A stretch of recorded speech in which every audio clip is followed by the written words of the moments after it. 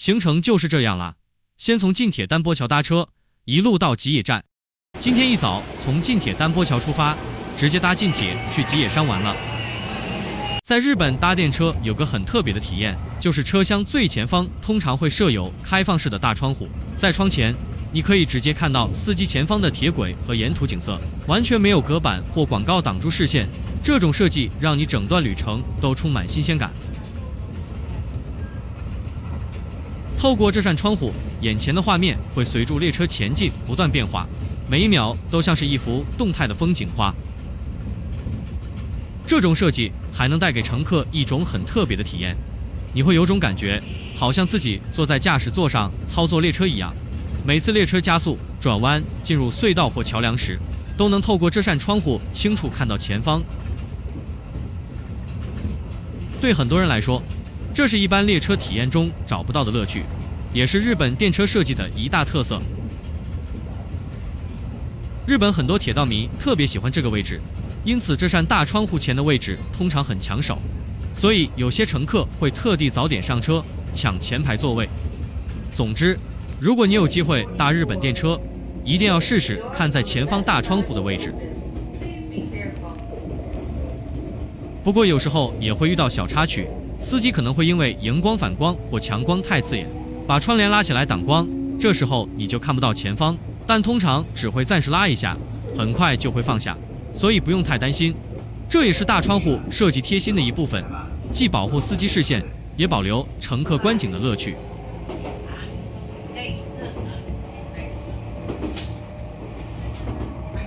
列车一离开市区，窗外的景色就开始慢慢变化，你会看到大片稻田整齐排列，稻穗随风摇晃，偶尔还能看到农夫在田里忙碌，整段旅程充满生气。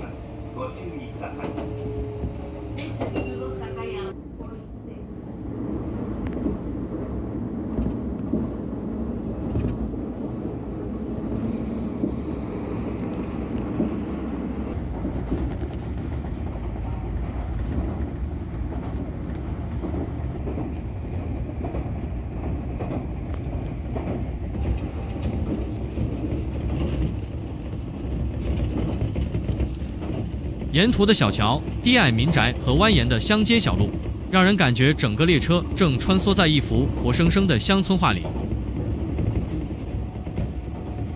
稻田和房屋错落相间，形成一种和谐的乡村景象。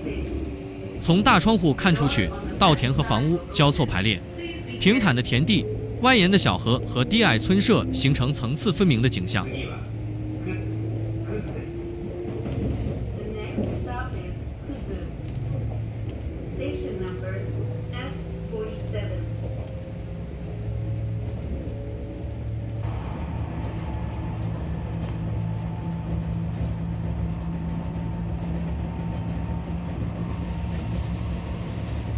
远方的山影慢慢浮现，与近处的田野和屋舍形成对比，整个乡村景色既宁静又生动。列车一路前进，这些田野与房屋的画面不断变化，像在看一部慢动作的电影，每一帧都充满诗意。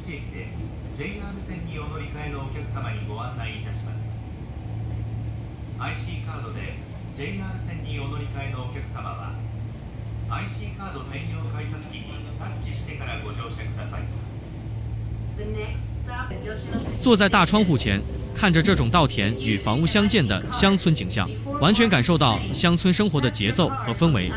微风吹过稻田，阳光在屋顶上跳动，列车前进的律动伴随着这些画面，让人觉得旅程既放松又有趣。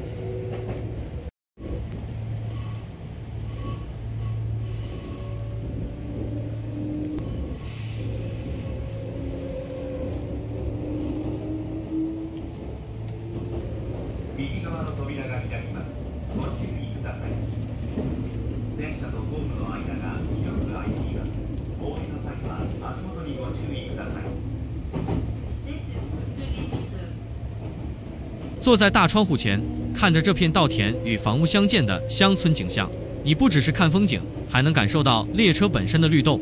列车微微晃动，加减速的节奏，加上窗外生动的乡村画面，让整个旅程非常有代入感。每一次转弯，每一段前进，都像在欣赏一幅不断变化的画作。on the left side will open. Please be careful.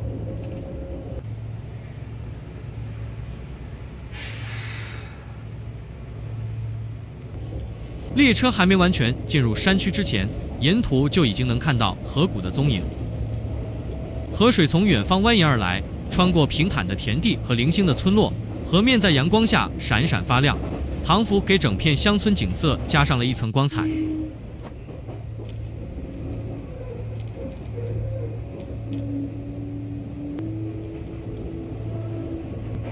河谷两旁偶尔有小桥横跨，连接稻田与农舍。小路上可能会看到村民骑住脚踏车或慢慢走过，让整个画面充满生活气息。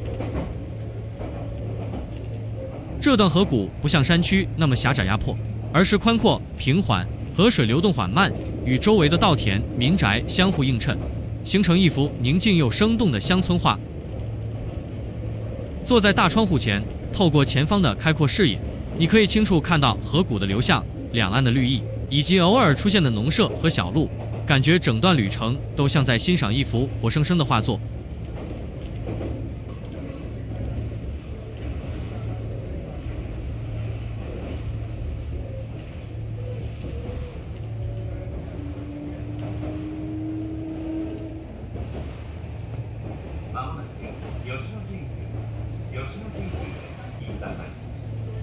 We will soon make a stop at Yoshi.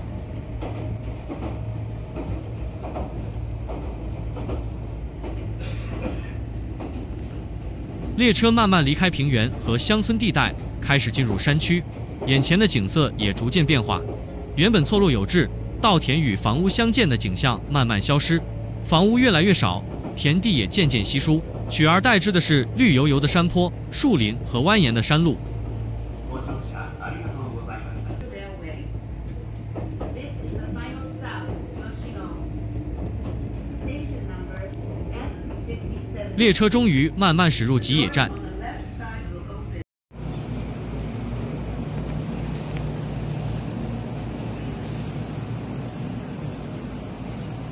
推开车门，迎面而来的是清新的山间空气，还有周围山林与小镇特有的宁静氛围。右边的话可以看到观光案内所，这里是旅客取得景点资讯、地图或咨询各种交通、游玩资讯的地方。除了右边的观光案内所，左边还可以看到几个小摊贩，这些小摊贩卖的东西非常吸引人，有双麒麟、甜点，还有一些小零食或纪念品。炎热的天气下，一只冰凉的双麒麟立刻就能让人感觉清爽。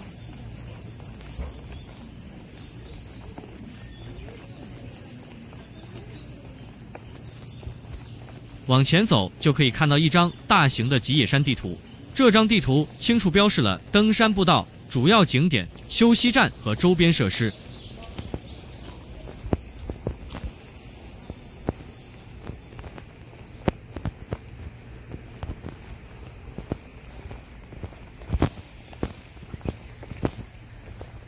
继续往前走，右边就可以看到通往吉野山的登山步道入口。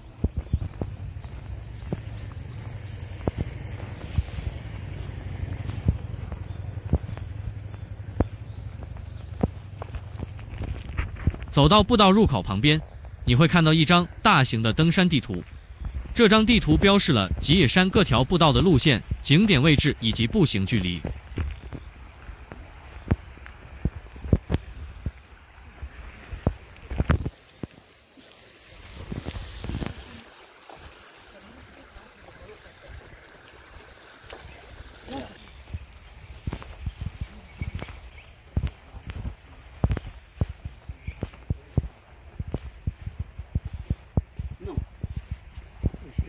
在登山步道入口旁，你还会看到缆车站。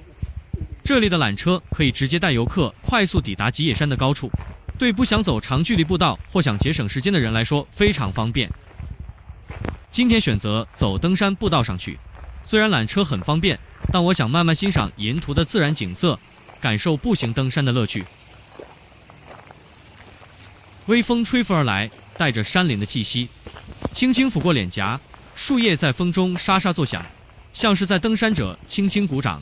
空气里混合着树木、花草还有泥土的味道，每吸一口都特别清新舒服，偶尔还能闻到远方野花的香味，或是溪水带来的凉意，整个人都感觉被山林包围，超放松，就像自己也成了这片自然的一部分。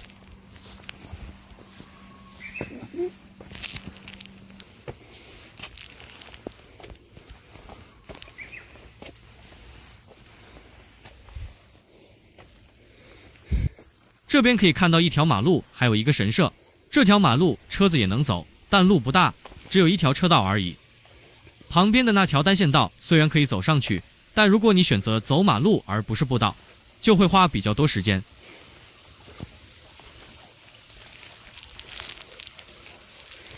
马路比步道长，而且弯弯曲曲，需要绕过一些山坡和弯道。虽然平坦比较好走，但速度不会比沿着步道快太多。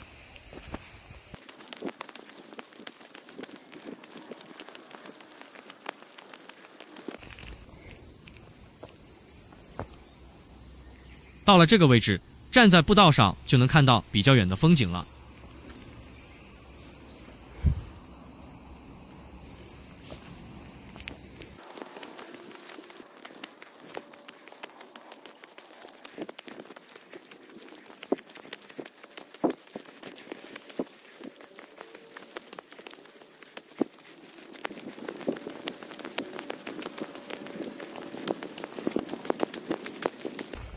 走了一段步道后，又看到旁边的马路了。沿着马路慢慢往上走一小段，其实不需要很久，就能再次看到登山步道的入口。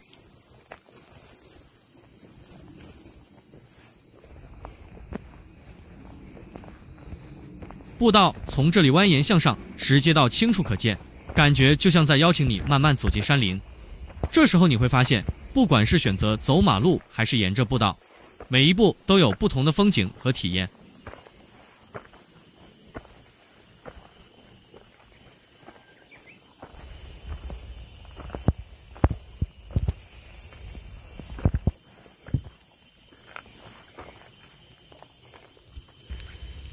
走在步道上，你可以时不时抬头看看远方的山景或山谷，偶尔也会看到缆车在旁边缓缓上下移动。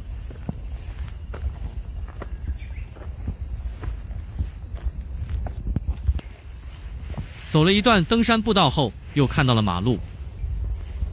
看到马路再次出现，也提醒你这片山区的道路设计很巧妙，步道和马路互相配合，让登山的过程既方便又有趣。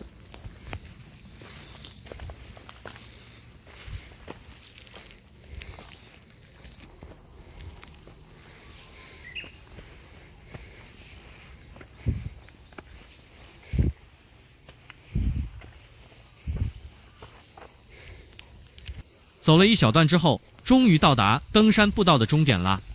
这条马路看起来跟刚才在山下看到的是同一条，只是现在已经爬到比较高的地方了。登山步道的终点虽然是马路，不过从这里往前看，就能看到一条热闹的商店街。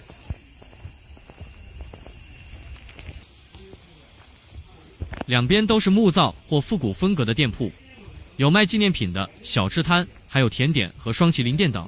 这条商店街蛮长的，门口挂着旗帜和手写招牌，看起来特别有味道。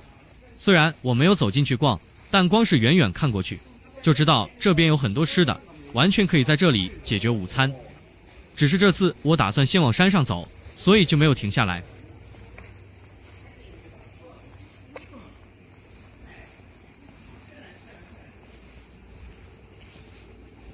这间商店的橱窗还展示着食物模型和冰品，看起来色彩缤纷，超级吸引人。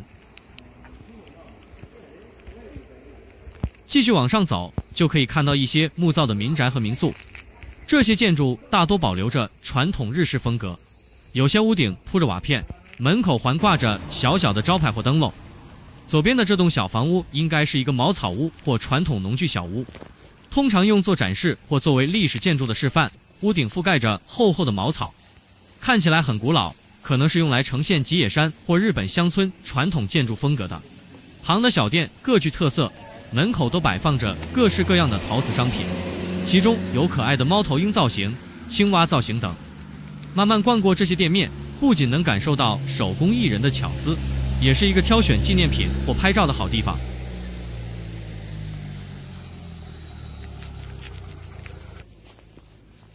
右手边有一条小路通向山上，出于好奇，我便顺住小路走了上去。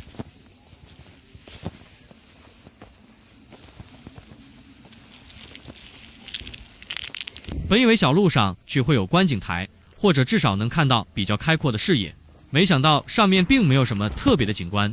虽然有点小失望，但沿途的宁静小径和几棵树，倒也带来了一种意外的清幽感。沿着这条小路继续往上走，路旁多是保存完整的木造民宅和民宿，门口挂着小小的招牌或灯笼，散发着朴实又温暖的氛围。整条路线因为有这些民宅和民宿点缀，看起来既有生活气息，又带着浓浓的人情味，仿佛可以感受到这片山区居民日常的平静与悠闲。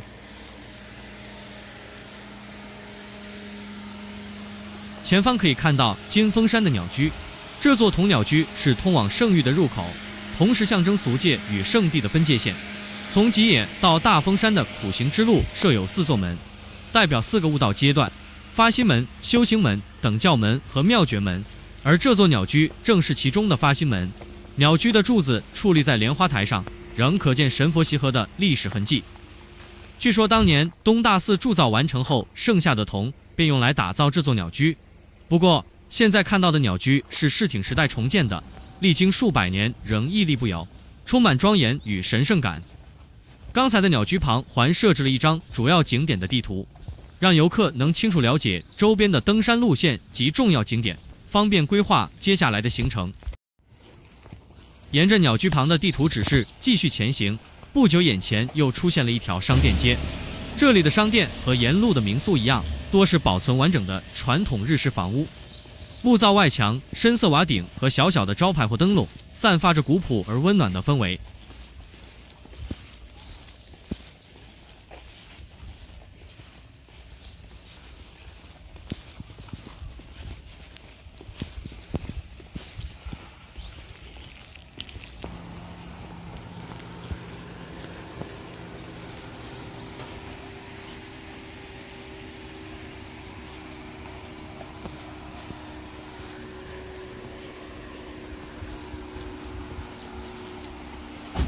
沿着商店街往前走，不久就能看到金峰寺的2王门，但眼前的2王门正全面施工，整座门完全看不到，被围起的施工围栏遮住了视线。我便沿着旁边的小路直行。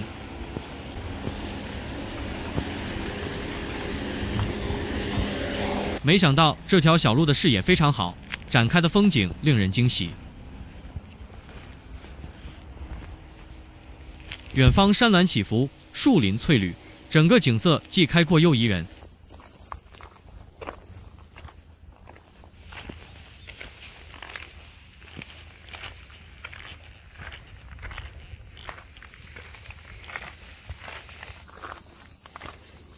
沿途的传统木造建筑与自然景观相互映衬，让人感受到山区特有的宁静与美丽。即使错过2王门，也是一段值得欣赏的风景之旅。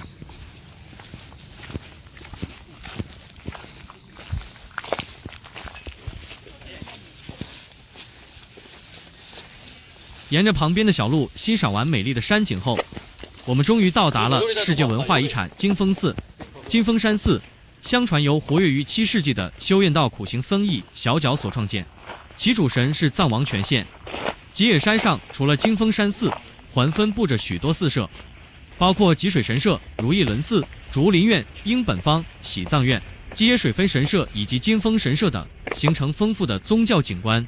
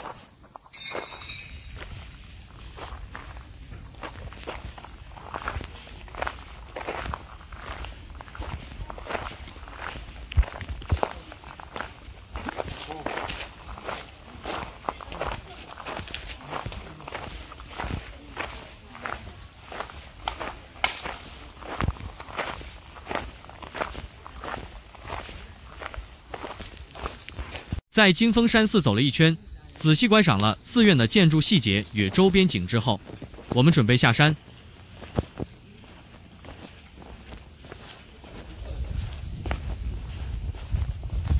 下山的途中，我们经过了观景台，站在这里回望四周，层层山峦与翠绿树林尽收眼底。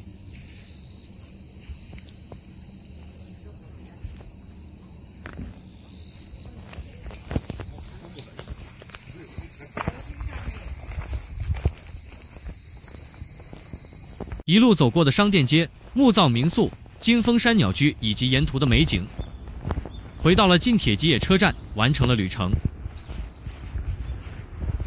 好了，今天的吉野山之旅就到这里了。如果你喜欢这支影片，别忘了订阅我的频道，跟住我一起探索更多美丽的景点吧。